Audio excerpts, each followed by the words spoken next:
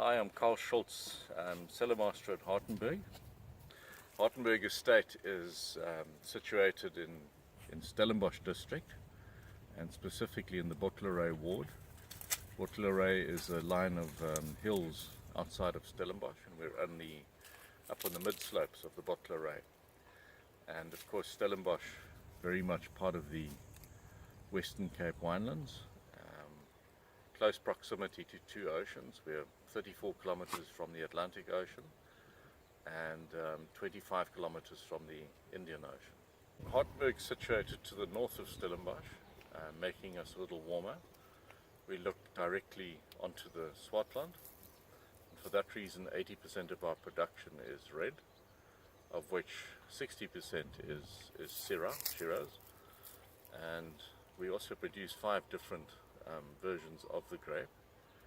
So Shiraz number one, of course. On the white side of things, the Chardonnay is certainly the leading variety. We do a small amount of Riesling and also Sauvignon Blanc, but Chardonnay very much what we do. Other reds include the components for the Bordeaux blend: Petit Verdot, Malbec, Merlot, Cab Franc. But of course we also do, since the late 1960s, we've been doing Cabernet Sauvignon and recently also Merlot as a varietal. Okay, so the 2021 pre-season conditions climatically is looking pretty good. We had a very warm, dry spring.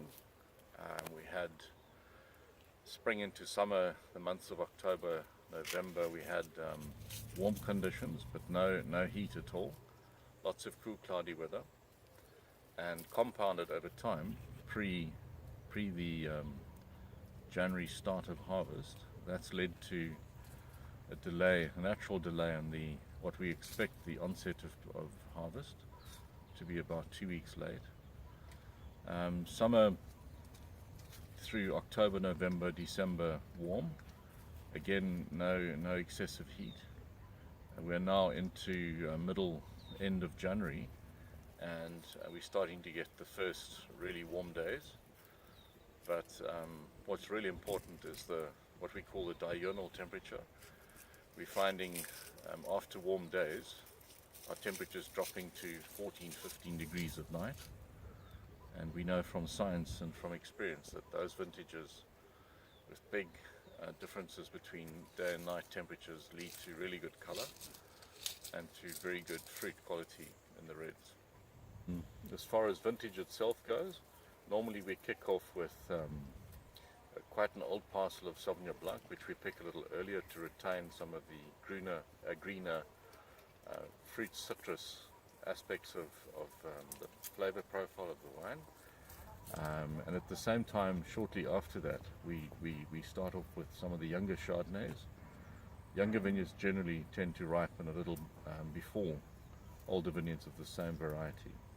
Okay, so Hartenberg, even all the way back to the late 60s, when they started to crush down their own fruit, they have always made use of hand-picked operation, and that continues to this day.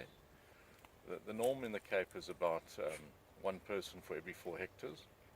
We're up to about 6 people a hectare, and the advantage of hand picking is that you are able to get detailed message to the picking team about what they need to do, not just from a picking point of view, but from a bunch sorting point of view, so they're able to clean up the bunch before they put it in the basket.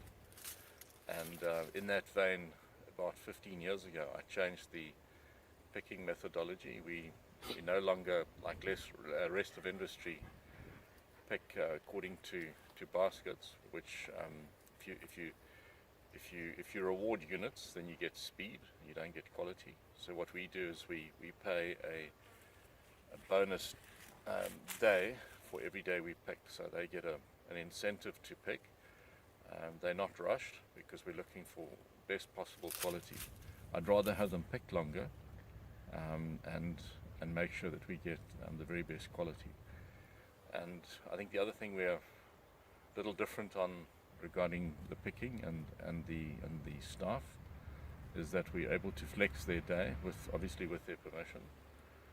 They actually prefer it, so we start picking at 5 in the morning, just pre-dawn, and they get to go home at 2 o'clock in the afternoon, which if you've got families, obviously that's beneficial.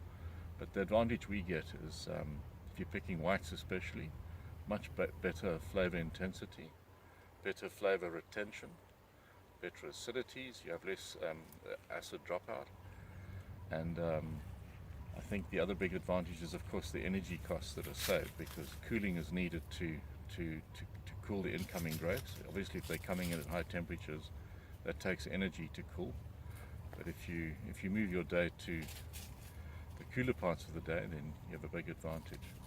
We also don't use any contract staff at all through the year, certainly not for picking.